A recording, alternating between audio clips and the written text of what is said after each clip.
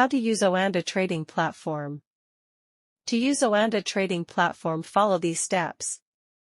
First, go to the official website of Oanda. Then log in using your username and password. Then in the dashboard you can see all the assets. Then on More option to search for your specific assets. Then click on plus icon to choose specific assets type. Then select the assets you want to trade. We will trade on Euro USD. Then click on it. Here left one for sell and right one is for buy. Then enter the amount you want to buy. Then click on Take Profit and select the profit rate to sell. Then click on Stop Loss and enter the amount when to sell at loss. Then click on Submit. And your trade is complete.